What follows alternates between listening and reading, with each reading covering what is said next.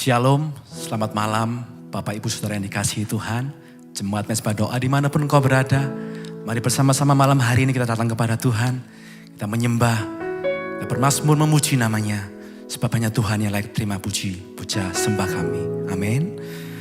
Mari bersama-sama kita bersatu hati di dalam doa. Mengucap syukur untuk segala sesuatu yang kami terima sampai detik ini Tuhan. Kami berterima kasih kepadamu Tuhan. Sungguh Engkau baik, Engkau mengasihi, Engkau mencintai setiap kami Tuhan. Malam hari ini Tuhan, kami mau menghampiri tata kasih karunia-Mu Tuhan. Mengucap syukur buat segala kebaikan, rahmat yang Kau beri bagi setiap kami Tuhan. Bapa, layakkan setiap puji penyembahan kami Tuhan. Ampuni segala dosa kesalahan kami Tuhan. Terima kasih Tuhan. Mari datang menyembah, datang bersyukur malam hari ini. Naikkan doa-doa kita di hadapan Tuhan. Terima kasih Tuhan. Terima kasih. Buat segalanya Tuhan. Anugerah-Mu yang layakkan kami. Terima kasih Tuhan. Anugerah-Mu besar, kasih sayang-Mu melimpah bagi setiap kami. Dimanapun kami berada malam hari ini Tuhan, Kau yang melihat kami satu persatu Tuhan. Kau yang melihat setiap hati kami yang mengasihi Tuhan. Sungguh kami berharga di mata-Mu Tuhan. Kami biji mata kesayangannya Tuhan. Ajar kami untuk selalu mengucap syukur apapun keadaan kami Tuhan. Terima kasih Tuhan Yesus. Terima kasih Tuhan. Mari bersama-sama kita pujikan. Ku mau selalu bersyukur kepadamu Tuhan. Anugerah-Mu mempesonaku. Selalu dan selalu Kau angkat hatiku. Kau membuatku berharga di matamu. Selalu bersyukur Tuhan. Kepadamu Tuhan. Anugerah-Mu mempesonaku. Selalu dan selalu Kau angkat hatiku. Kau membuatku berharga. Ini ucapan syukur kami di hadapan tata-Mu ya Tuhan.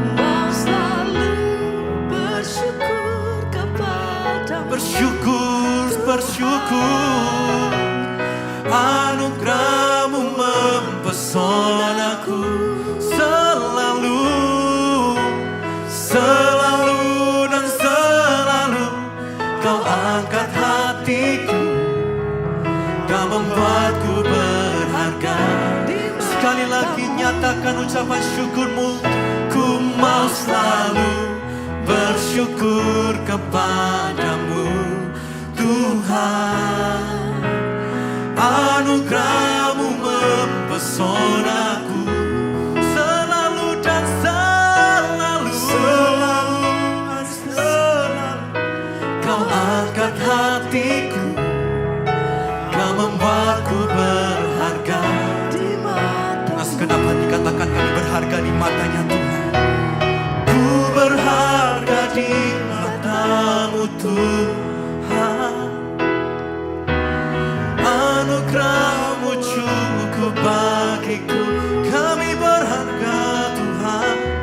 Ku berharga di mata-Mu Tuhan. Anugerah-Mu cukup bagiku. Ku berharga, ku berharga. Ku berharga di mata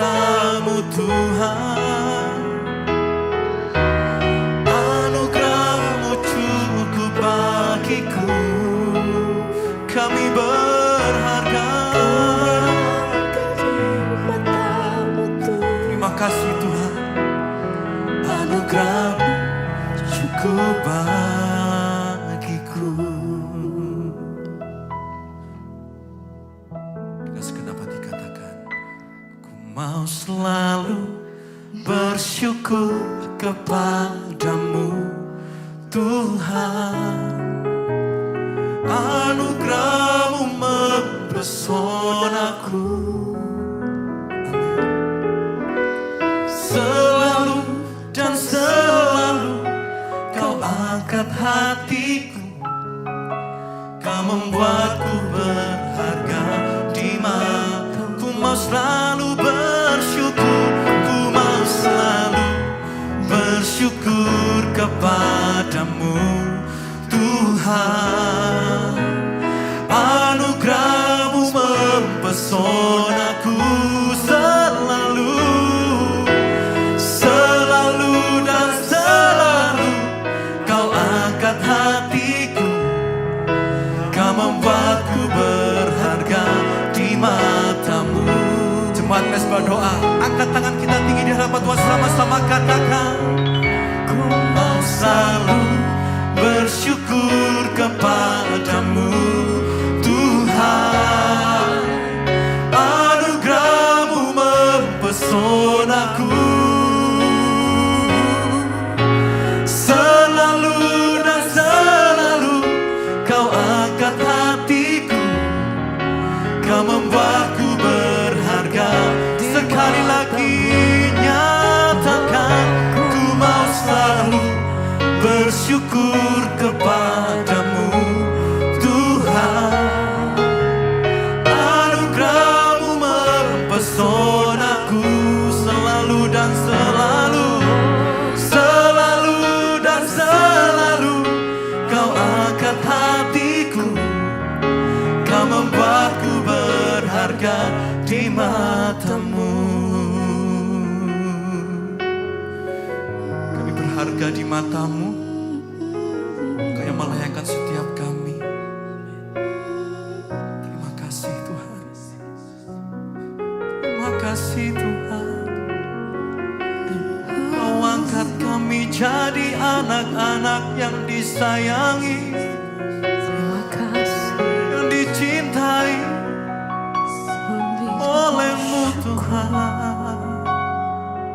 Kami berharga, kami berharga Tuhan. Terima kasih. Naikkan syukur-Mu malam hari ini Bapak Ibu Saudaraku yang terkasih. Akui kebaikan-Nya, akui kebesaran-Nya, akui pertolongan yang sudah Dia sediakan bagi setiap kita. Haleluya. Kau selalu punya cara untuk mengangkat setiap kami Tuhan. Kau selalu punya 1000 cara untuk menolong kami Tuhan. Dan kami mau katakan, Kau selalu punya cara untuk menolongku. Kau selalu punya jalan keajaiban-Mu. Kau dahsyat dalam segala perbuatan-Mu. Dan ku tenang di dalam cara-Mu. Katakan, Kau selalu punya cara untuk menolongku. Kau selalu punya jalan keajaiban-Mu. Kau dahsyat dalam segala perbuatan-Mu. Dan ku tenang di dalam cara-Mu. Katakan lagi, Kau selalu punya cara untuk menolongku. Kau selalu punya cara keajaiban-Mu. Kau dahsyat dalam segala perbuatan-Mu.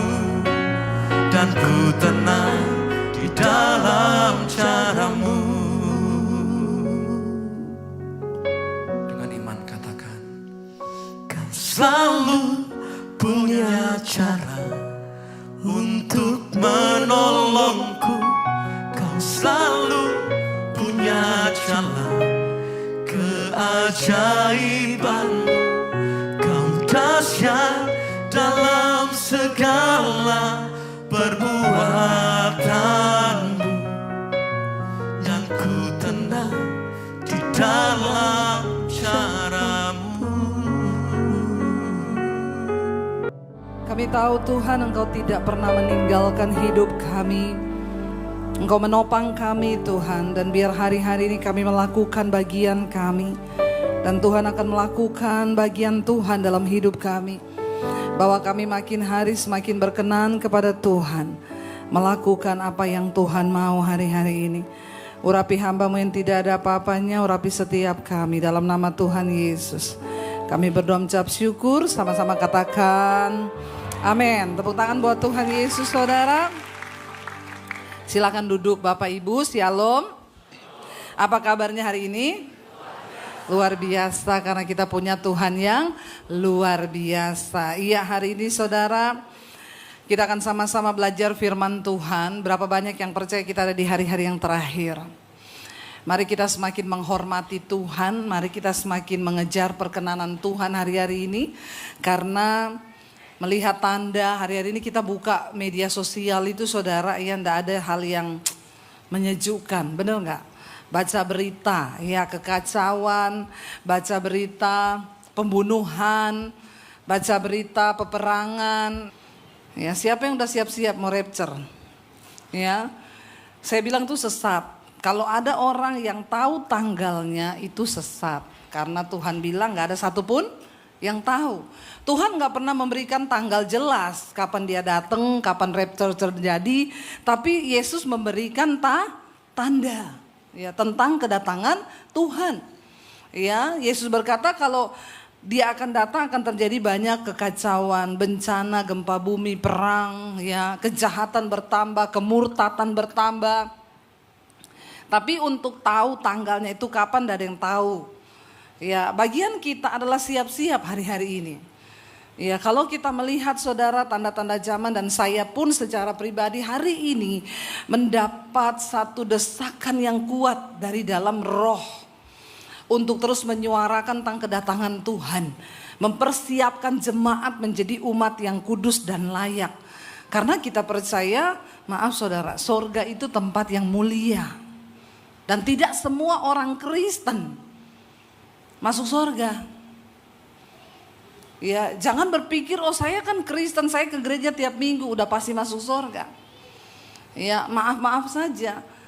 Kita mau masuk ke istana presiden aja tidak bisa sembarangan orang. Ada syarat dan ketentuan yang berlaku. Apalagi untuk masuk dalam surga. Hari-hari ini banyak nilai mulai bergeser. Orang dibawa kepada mencari kepuasan untuk diri sendiri. Ya, sehingga banyak hal terjadi. Salah satu contoh, kemarin saya baca berita saudara. Anak-anak muda zaman sekarang terutama di kalangan Gen Z, mereka tuh bekerja tapi gak punya tabungan. Nggak usah angkat tangan. Ya, mereka ada gaji tapi mereka gak punya tabungan. Kenapa? Karena di kalangan Gen Z itu beredar satu prinsip yang ya self reward. Dia harus memberi penghargaan buat dirinya sendiri. Jadi dia kerja dari Senin sampai Jumat. Nanti dia gajian Sabtu, itu dia pakai untuk hura-hura, habisin uangnya. Kenapa? Ya gua layak bahagia. Ya gua pantas untuk menikmati apa yang udah gua capai. Dan ini nilai yang gak sesuai firman loh. Saya kemarin ngobrol dengan anak saya di mobil. Anak saya bilang, ya anak saya Gen Z saudara. Dia bilang, iya mam. Dan sering kali nilai-nilai itu masuk dan kita berpikir itu benar. Itu benar, ternyata itu tidak sesuai firman Tuhan. Dengan terbukanya media sosial sekarang begitu banyak nilai yang diberikan, kita harus punya filter firman Tuhan saudara. Yang lagi tren juga sekarang ya silver divorce atau grey divorce. Perceraian yang terjadi di kalangan, kenapa dibilang grey? Karena udah rambutnya agak-agak kayak saya begini nih ya, ada grey-greynya.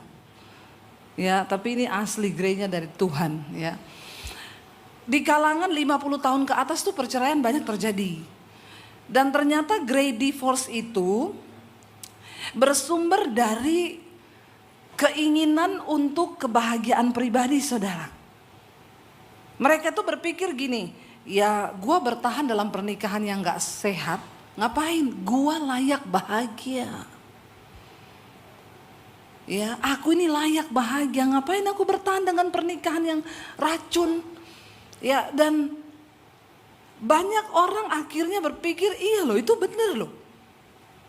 Ngapain gue buang sisa hidup gue itu untuk sebuah hubungan yang toksik yang akan membawa gue gak bahagia. Ya gue pilih cerai aja dan gue bisa nikmati hidup. Dan ini terjadi, saudara. Banyak sekali orang bercerai di atas 50 tahun. Karena merasa ya memang aku gak bahagia, buat apa bertahan. Tapi apakah nilai itu sesuai dengan firman Tuhan?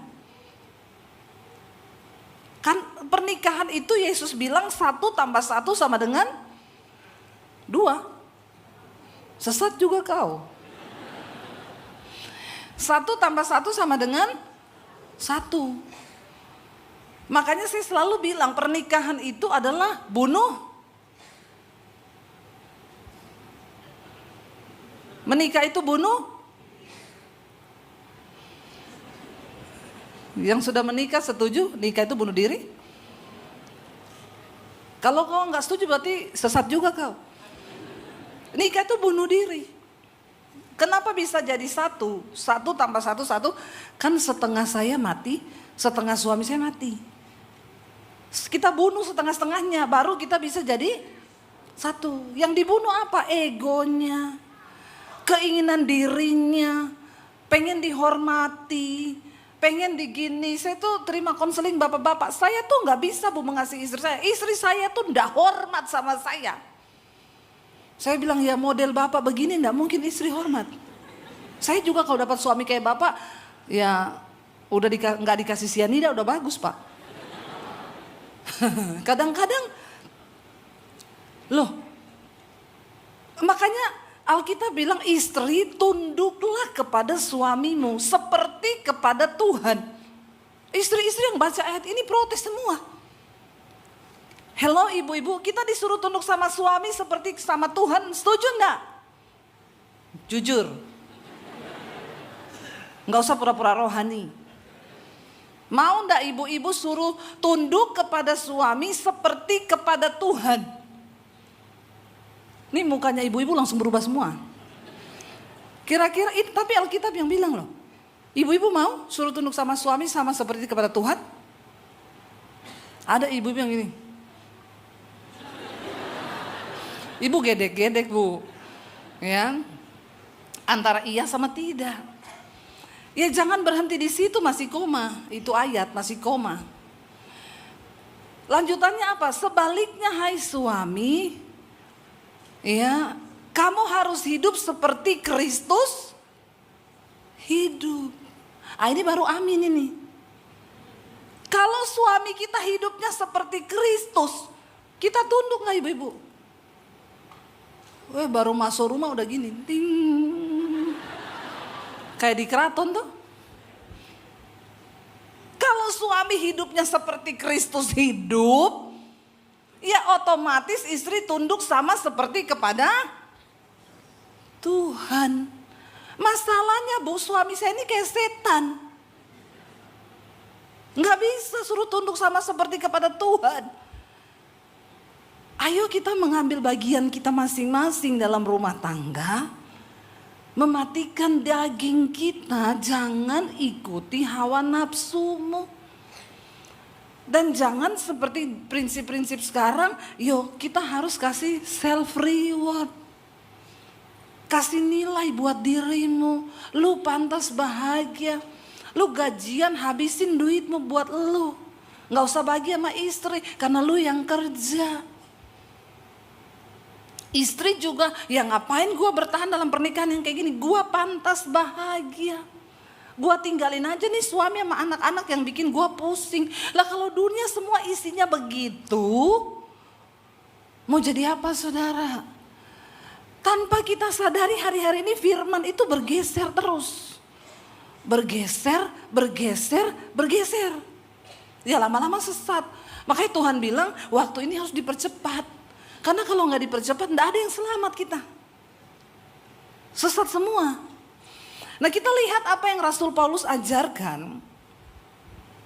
Tentang kita harus melatih diri kita. Buka 1 Korintus pasal yang ke-9 ayat 24 mulai. 1 Korintus 9 ayat 24 saudara. Ya kita akan lihat. Bagaimana sih kita nih harus hidup sesungguhnya supaya kita ini berkenan sama Tuhan. 1 Korintus 9 ayat 24. Baca bersama 1, 2, 3. Tidak tahukah kamu bahwa dalam gelanggang pertandingan semua peserta turut berlari. Tetapi bahwa hanya satu orang saja yang mendapat hadiah. Karena itu larilah begitu rupa sehingga kamu memperolehnya. Ayat 26, ayat 25. Tiap-tiap orang yang turut mengambil bagian dalam pertandingan menguasai dirinya dalam segala hal. Mereka berbuat demikian untuk memperoleh mahkota yang fana. Tetapi kita untuk memperoleh suatu mahkota yang abadi. Sebab itu aku tidak berlari tanpa tujuan. Dan aku bukan petinju yang sembarangan saja memukul. Tetapi aku melatih tubuhku dan menguasainya seluruhnya. Supaya sesudah aku memberitakan Injil kepada orang lain, jangan aku sendiri ditolak. Rasul Paulus memberikan sebuah gambaran tentang kehidupan beriman kekristenan yang sesungguhnya. Saudara dan saya, engkau mau atau tidak, engkau siap atau tidak, engkau setuju atau tidak, kita semua berada di dalam gelanggang pertandingan. Saudara mau atau tidak, kita nih harus berlari loh. Rasul Paulus memberikan sebuah gambaran, orang dunia saja kalau ikut lomba lari, ya, itu butuh persiapan, butuh disiplin yang sangat matang. Mereka menguasai diri dalam segala hal. Mereka berbuat demikian untuk dapat hadiah, mahkota yang fana. Saya mau tanya sama saudara, tiba-tiba saya daftar untuk ikut lari minggu depan. Lari maraton, bisa nggak saya mendaftar ikut lari maraton minggu depan? Menurut saudara bisa? Bisa. Tapi saya menang. Saya kira-kira menang atau tidak? Anda meragukan Tuhan ya? Iya. Bisa Bu, ada mujizat. Enggak juga, enggak bisa.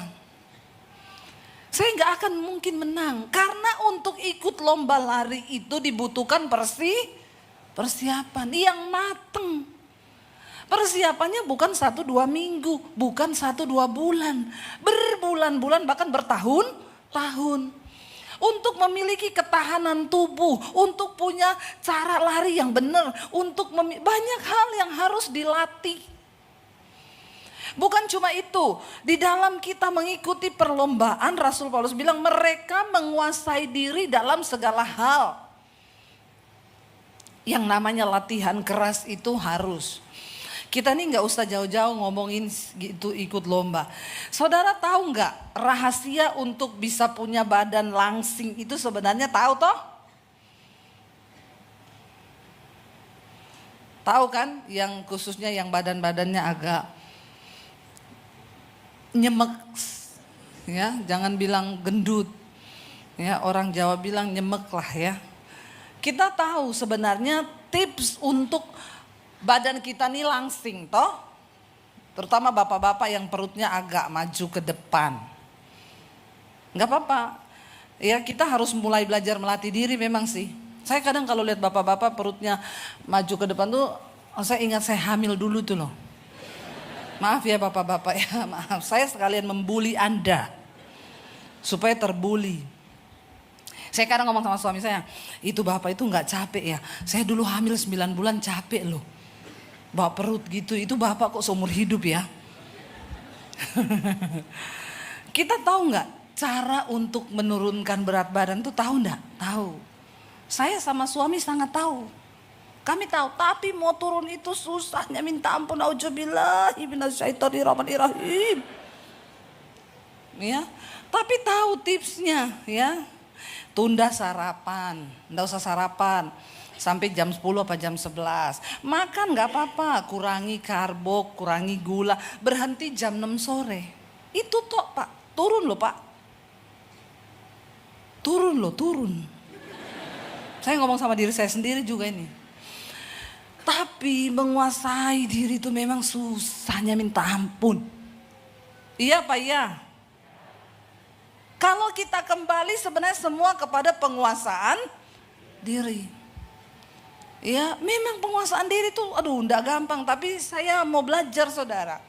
Lumayan nih barusan turun lagi 2 kilo. Ya mau ngejar 5 kilo aja gak usah banyak-banyak. Nanti kalau kekurusan jelek juga. Ya mau sehat. Hidup mati di tangan Tuhan. Tapi sehat di tangan kita dong ya. Kalau sakit jangan salahin Tuhan. Itu bukan Tuhan aku menerima takdir ini. Kata malaikat lu rakus. Jangan bilang takdir Tuhan. Ya itu karena kau gak bisa menguasai mulut. Karena Rasul Paulus juga bilang, Alkitab bilang hidup mati dikuasai lidah. Lidahnya pengen makan enak terus. Mati. Saudara, kita tahu menguasai diri itu tidak gampang. Makanya sebenarnya musuh yang terbesar itu bukan orang lain. Bukan suamimu. Bukan istrimu. Tapi diri sendiri. Nah dunia menawarkan sekarang itu lu layak bahagia. Lu gak bisa bertahan dalam keadaan ini. Kalau istrimu gitu lu cerai aja. Cari istri yang lebih baik. Ada istri yang lebih baik saudara. Ya. Semuanya itu berimpak karena dari kita dulu kok. Bagaimana kita memperlakukan istri, ya begitu juga akan terjadi dalam sebaliknya saudara. Ada bapak-bapak bilang, aku nih dulu bu waktu baru mau menikah, saya bergumul doa puasa cuma satu doa saya, Tuhan aku minta istri yang benar. Tuhan kasih bu, saking benernya aku salah terus. Iya enggak bapak-bapak, salah doa kau. Kau doa minta istri yang benar, istrimu kebenaran. Akhirnya kau salah. Ya yang ada itu sebenarnya kita nih melatih diri. Ya jangan bercerai di usia 50 cuma untuk bahagia. Sebenarnya bahagia, Tuhan tuh kan bilang kita nih harus mati bagi diri kita sendiri. Nah Rasul Paulus tuh bilang, orang-orang yang ikut perlombaan itu menguasai diri dalam segala hal. Mereka berbuat demikian untuk dapat mahkota yang fana. Aturannya ada untuk lomba lari pakai sepatu lari. Ada orang ikut lomba lari datang pakai sepatu roda? Boleh ikut lomba? Yang tidak memenuhi syarat. Ini lomba lari bukan sepatu roda. Kalau ikut lomba lari sudah ditentukan nih jalurnya ini. Kita tahu ada jalan pintas di situ, jalan tikus. Ada pelari lewat jalan pintas, maka dia gugur dari perlombaan. Di dalam iman kekristenan kita ada standar Tuhan yang harus kita ikuti. Nggak bisa seenak-enaknya pakai cara kita. Ya.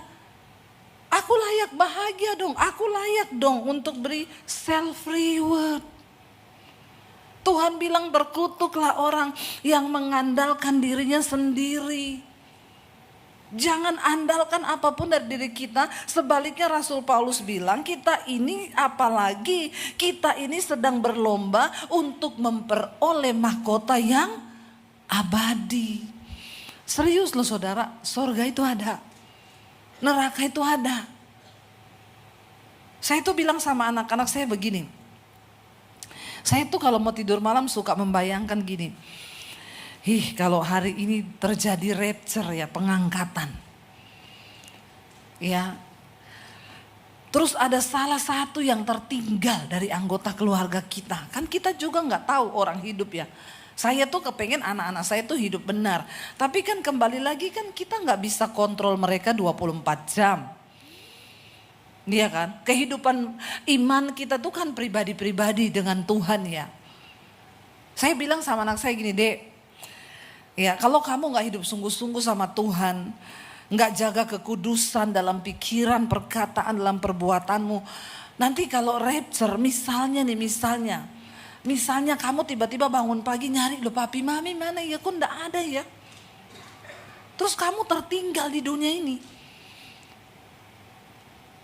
Ya, di situ nanti sudah tidak ada keselamatan saudara. Ada keselamatan kecuali dibayar dengan darah sendiri. Kasih karunia dan tidak ada. Kamu bisa selamat kecuali kau bayar dengan darahmu sendiri. Kau dibunuh suruh nyangkal Yesus. Dan kau tetap bertahan untuk Yesus lalu kepalamu disembelih. Kau bisa terdapat keselamatan. Kau bayar dengan darahmu sendiri, itu kata firman Tuhan. Makanya Tuhan Yesus tuh bilang begini, kalau aku datang kembali kedua kali di dunia ini, ada iman aku dapati, karena dia datang itu setelah orang-orang anak-anak Tuhan sudah diangkat, sudah rapture. Saya bilang gini ya, makanya Tuhan juga ngomong ya nggak mungkin ada iman lagi di situ. Sekarang aja nih kita nih belum disuruh penggal kepala loh ikut Yesus. Kita ini sekarang hanya dituntut berjuang melawan diri sendiri. Hawa nafsu diri sendiri aja kita kadang kalah loh. Iya gak saudara?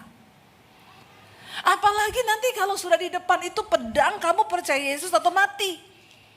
Terus saya ragu akan ada orang yang tetap percaya Tuhan tuh. Bahaya saudara. Rasul Paulus tuh bilang begini. Iya. Karena itu aku nih melatih tubuhku dan menguasainya seluruhnya. Supaya sesudah aku memberitakan Injil kepada orang lain, jangan aku ditolak.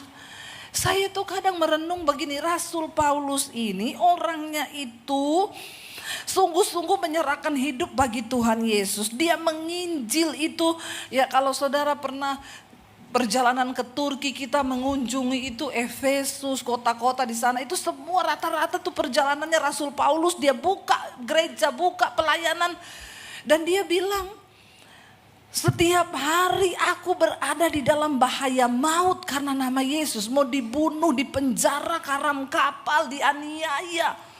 Itu masih ngomong, aku berusaha melatih tubuhku ini menguasai supaya jangan aku ditolak. Setelah aku memberitakan Injil. Wow, saya itu terkesima dan takut loh saudara.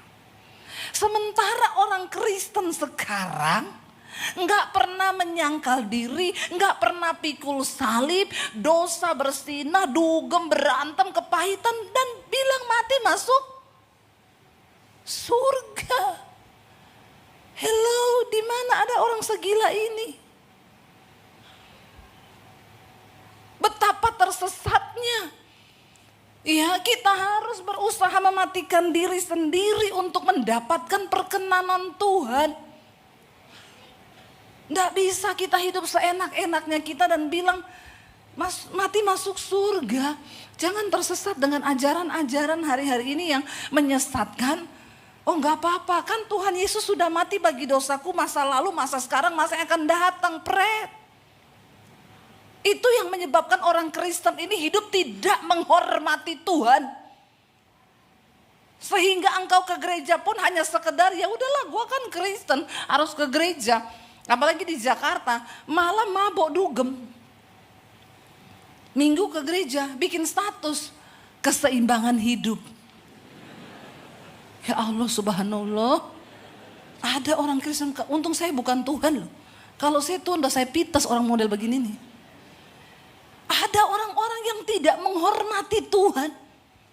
Yang hidup seenak jidatnya, dia bersinah, dia homo, dia lesbi, dia selingkuh, dan dia bilang mati masuk surga. Please saudara ya, jangan sesat. Alkitab bilang, Jangan cuma comot-comot ayat. Dan kita nggak tahu, saya hari-hari ini menyampaikan khotbah. Tuhan ingetin terus, jangan pernah lupa. Titip ngomong, persiapkan umat untuk menyambut kedatanganku kali yang kedua. Dan ingetin jemaat, tanpa kekudusan engkau tidak mungkin melihat Tuhan. Matikan dirimu saudara. Ayo hari-hari ini ndak usah tuntut suami harus begini, ndak usah tuntut harus begini. Kalaupun dia yang salah, Tuhan ampuni aku, Tuhan ampuni aku. Gitu aja. Tuhan ampuni aku, Tuhan. Banyak duduk di kaki Tuhan, banyak merendahkan diri di kaki Tuhan. Tuhan ampuni aku, Tuhan. Itu cara untuk engkau bisa mematikan diri saudara. Karena bahaya. Kalau kita mengikuti diri sendiri, kita ini menjadi orang yang terus menuntut Tuhan. Aku ini kurang dihargai, aku ini kurang gini, kurang bahagia, kurang duit, kurang terus. Sehingga kita lupa untuk bersyukur. Apa yang sudah kita nikmati, yang sudah kita alami bersama Tuhan. Seringkali kita lupa bersyukur. Kenapa? Karena kita punya tuntutan terus sama Tuhan mengenai diri kita ini. Kurang dihargai, kurang duit, kurang cantik, kurang ini. Orang ibu-ibu tuh yang operasi plastik terus itu karena merasa diri kurang. Hidung udah bagus-bagus. Saya selalu bilang, kalau hidungmu satu, lubangnya dua menghadap ke bawah, itu sudah normal bu. Nggak usah lagi kau tambah-tambahi. Nanti kalau kena syaraf, bahaya. Ada ibu-ibu hidungnya mancung. Tapi karena kena syaraf kalau ngomong, gimana kabar Bu Debbie? Ibu kenapa begini? Iya kemarin disuntik kena syaraf Bu. Gak usah aneh-aneh.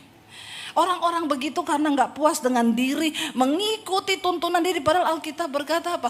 Jangan engkau merawat tubuhmu untuk memuaskan semua keinginannya. Merawat tubuh itu sepantasnya. Bukan untuk memenuhi keinginannya, akhirnya kita melakukan segala cara. Kalau kita nggak punya rasa cukup, ya Alkitab itu bilang begini, coba kita lihat. Ya, di dalam Ibrani pasal yang kedua, Ibrani pasal yang ke-13 ayat yang ke-5 saudara. Memang ini ayat bicara tentang hamba uang. Tetapi ayat yang selanjutnya itu luar biasa ya, Ibrani 13 ayat 5. Di sana firman Tuhan berkata begini, baca sama-sama. Janganlah kamu menjadi hamba uang. Ayat yang B ini yang saya mau garis bawahi, baca. Cukupkanlah dirimu dengan apa yang ada padamu. Karena Allah telah berfirman, aku sekali-kali tidak akan membiarkan engkau. Dan aku sekali-kali tidak akan meninggalkan engkau. Rasa cukup di dalam diri kita sendiri itu yang seringkali itu yang bisa membuat kita bersyukur. Ada orang sudah punya banyak tapi karena dia rasa nggak cukup sehingga dia nggak bisa bersyukur. Ya makanya ibu-ibu itu nggak pernah berhenti saudara, kalau sudah sekali perbaiki hidung itu nanti pengen balik terus tuh tiap hari. Ya, menghabiskan uang ratusan juta hanya untuk permak diri karena dia pikir Tuhan tertarik dengan apa yang ada di luar. Tuhan tuh tertarik dengan apa yang ada di dalam. Manusia batiniah kita dari sini. Ketika engkau dalam rumah tangga, jangan tuntut suamimu bikin kau bahagia. Tapi Tuhan, aku mau belajar untuk berkata, ampuni aku Tuhan. Biarkan aku ini mati bagi diriku. Dan aku bisa melakukan yang terbaik buat rumah tanggaku. Karena iblis itu jahat saudara. Ya, iblis itu selalu menggoda kita. Tapi gak usahlah kita tuduh iblis jahat karena memang dia sudah jahat. Jangan terbiasa menyalahkan iblis terus. Tapi mari kita lihat pada diri kita sendiri. Karena musuh terbesar orang itu ialah dirinya sendiri. Makanya firman Tuhan bilang manusia itu dicobai oleh keinginannya sendiri. Ia dipikat lalu terseret olehnya. Saya mau kasih contoh begini saudara. Ini persoalan yang kecil-kecil aja. Saya kalau di rumah itu memang saya selalu bangun lebih pagi. Ya kadang jam 4 saya udah bangun. Ya, kalau udah bangun nggak tahu mau ngapain lagi, saya ke dapur. Ya, saya lihat apa gitu, piring kotor, ada yang nggak beres, saya bersih-bersih, lalu saya masak. Kadang lagi masak itu, ya setan itu mulai ngomong gini, kamu kan udah capek toh. Kamu cuci piring, kamu beresin rumah, anak-anakmu masih tidur. Ibu-ibu jangan senyum-senyum, saya tahu juga kadang kau digoda begitu. Ya, masa kamu begini, kamu tuh layak bahagia loh. Layak dihargai loh sebagai seorang istri. Cuma dituntut terus. Kalau saya ikutin diri saya saudara, saya pergi ke kamar anak saya tendang pintu mereka. Dasar anak-anak kurang ajar, prak, kan begitu. Tapi hari-hari ini saya mau belajar, saya bilang Tuhan, terima kasih Engkau beri aku kesehatan, kekuatan, biar hidupku ini menjadi berarti bagi keluargaku. Iblis, kau enggak usah pengaruhi, bikin aku panas-panas, lebih baik aku bekerja sambil memuji Tuhan. Saya memilih, saya nyanyi. Kadang-kadang kalau saya nyanyi sendiri itu peperangan rohani itu. Ya tiba-tiba aku ada hari ini karena Tuhan baik dan teramat baik bagiku. Kadang air mata saya menetes. Saya sedang berusaha mengalahkan diriku ini loh. Yang lagi bicara menuntut kamu itu bisa lebih bahagia, kamu itu bisa begini, kamu harusnya dihargai, kamu harusnya dihormati, kamu harusnya begini. Saya bilang stop, ya stop. Ini yang Rasul Paulus bilang, aku melatih tubuhku. Ya, ada bapak-bapak bilang, Bu, istri saya tuh kurang ajar, gak pernah menghargai saya. Saya beliin dia mobil, saya gini, Pak, Bapak pernah gak berdoa di kamar dan berkata, Tuhan, ampuni aku. Aku memberkati istriku. Coba Bapak lakukan itu. Bapak pernah melakukan seperti itu? Ya jujur belum pernah itu Pak, itu yang kau belum lakukan. Engkau sedang berperang melawan dirimu sendiri, bukan istrimu. Kalau engkau berubah, engkau melakukan itu, kau duduk di kaki Tuhan dan saya yakin Pak istrimu pasti berubah. Tapi kalau kau cuma tuntut istri, kau tuntut suami, kau tuntut anak dan kau tidak pernah berubah, disitulah letak saudara kesalahan kita nih. Dan yang paling bahaya Tuhan nanti nggak kenal kita. Karena kita tidak berusaha melatih tubuh kita dan menguasainya seluruhnya. Cukupkan dirimu dengan apa yang ada hari ini. Katakan aku bersyukur Tuhan. Buat rumah tanggaku, buat keuanganku. Mungkin istriku gak menghargai aku, tapi cukup. Aku bersyukur. Ampuni aku, ampuni aku. Coba belajar saudara. Aku mengucap syukur buat keluargaku, buat orang tuaku. Ampuni aku Tuhan, ampuni. Kita merendahkan diri di kaki Tuhan. Dan Tuhan bilang, orang yang merendahkan diri itu akan ditinggikan oleh Tuhan. Ayo saudara, kita jadi umat yang layak. Yuk. Ini pesan-pesan yang Tuhan titip. Ayo ingatkan jemaat. Karena keselamatan itu pribadi-pribadi. Selama Tuhan masih kasih waktu kita bertobat, ayo bertobat. Berhenti menuntut, harusnya begini, aku ini harusnya begini. Stop. Dan hari-hari ini banyak duduk aja di kaki Tuhan, ampuni aku Tuhan. Ampuni aku Tuhan. Ampuni aku Tuhan. Supaya kita bisa tutup mulut dan mencari perkenanan Tuhan, itu memang tidak mudah. Tapi orang-orang yang mau mematikan dagingnya, dirinya, mereka yang berkenan sama Tuhan. Kalau kita mau saudara. Cuma itu yang Tuhan tunggu. Saya bilang, Pak stop, kau tuntut istrimu. Kau pulang, kau duduk di kaki Tuhan dan bilang, ampuni aku Tuhan. Aku melepaskan berkat bagi istriku. Karena kalau kau tuntut istrimu, belum tentu kau lebih sempurna atau kau lebih berkenan sama Tuhan. Karena Tuhan itu melihat hati, amin saudara. Saya percaya saudara, ayo kita mengejar. Waktu ini tidak lama. Ya kita nggak tahu, ya makanya orang bilang, Bu katanya tanggal 25 September ini rapture. Saya bilang itu sesat. Tapi bisa jadi nanti malam loh. Bisa jadi minggu depan, tahun depan, gak ada yang tahu. Tuhan bilang kalau sampai hari ini Tuhan belum datang, itu adalah sebuah kasih setia Tuhan. Karena Dia tidak ingin banyak orang yang binasa, tapi Dia tunggu kita bertobat. Ayo kita bertobat, saudara. Ayo kita rendahkan diri di kaki Tuhan. Kita mau minta perkenanan Tuhan. Ya, kita bilang sama Tuhan, saudara. Yuk, jangan main Kristen-Kristenan, jangan main gereja-gerejaan. Bukan waktunya sekarang. Kita harus belajar hidup menghormati Tuhan. Menghormati Tuhan, dan intinya adalah pertobatan dari dalam diri, itu yang Tuhan suka. Ketika kita datang, ampuni aku Tuhan. Ampuni aku. Sekalipun yang salah suamimu, ampuni aku Tuhan. Aku menuntut terlalu banyak. Ampuni. Harusnya aku belajar menabur lebih banyak. Aku belajar menabur kasih lebih banyak bagi keluargaku. Tapi kalau yang ada hanya tuntutan, aku minta maaf, aku minta ampun, Tuhan ampuni. Mari hari-hari ini saudara kita mau lebih di hadapan Tuhan. Hari ini kita berkata, Tuhan, kami mau mematikan diri kami sendiri karena kami tahu kami telah ditebus dengan harga yang mahal. Biar kita tutup mata di hadapan Tuhan saudara hari ini.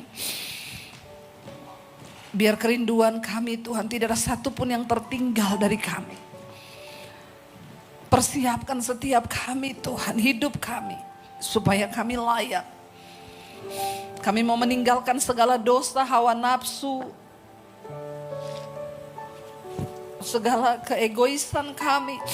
Dan kami mau belajar merendahkan diri di hadapan Tuhan. Bangkit berdiri bersama saudara. Kita mau katakan di hadapan Tuhan, ku telah mati dan tinggalkan cara hidupku yang lama. Karena kami tahu Tuhan, Engkau tebus kami dengan darah yang mahal. Ajar kami untuk mematikan segala kedagingan kami Tuhan. Ampuni kami Tuhan. Ampuni kami Tuhan. Ampuni kami Tuhan.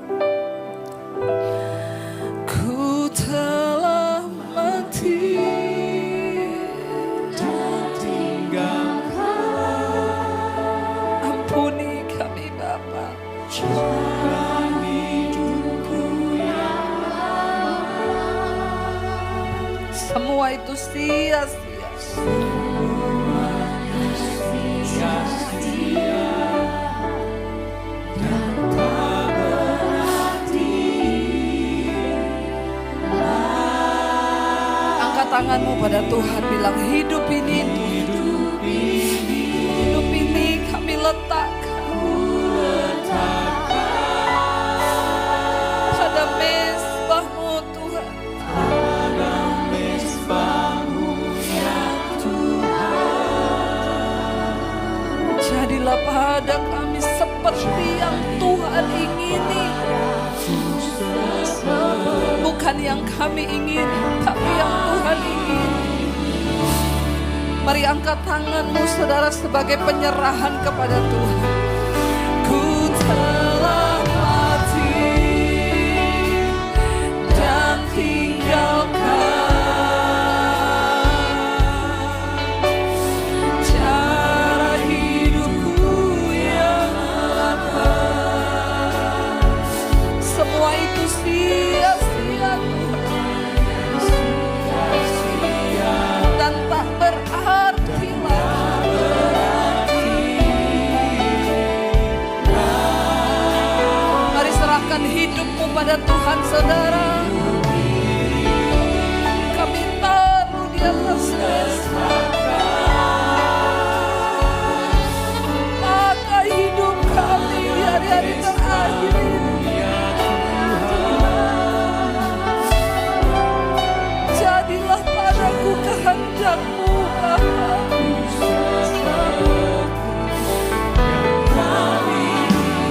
Lebih lagi saudara, biar ini menjadi penyerahanmu kepada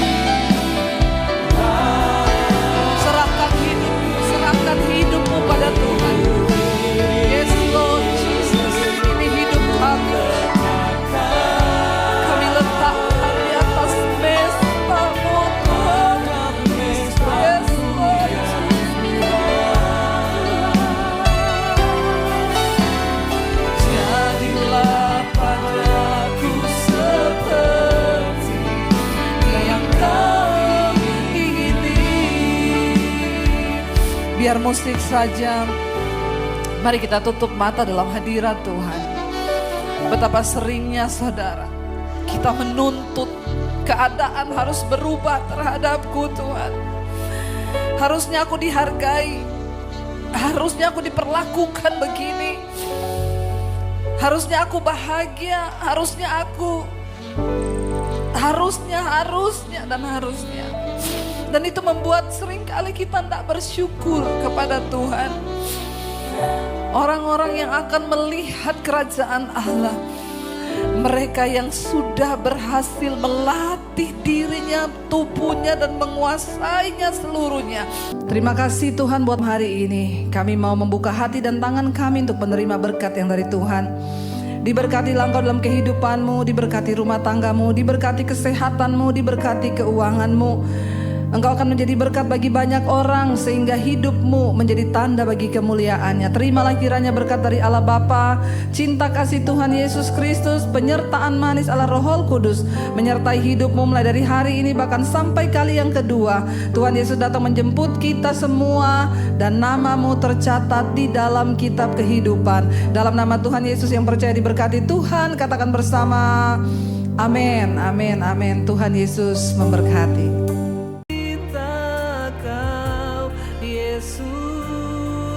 Selamanya ku menyembahmu, kau yang pegang tanganku, kau yang sentuh hatiku.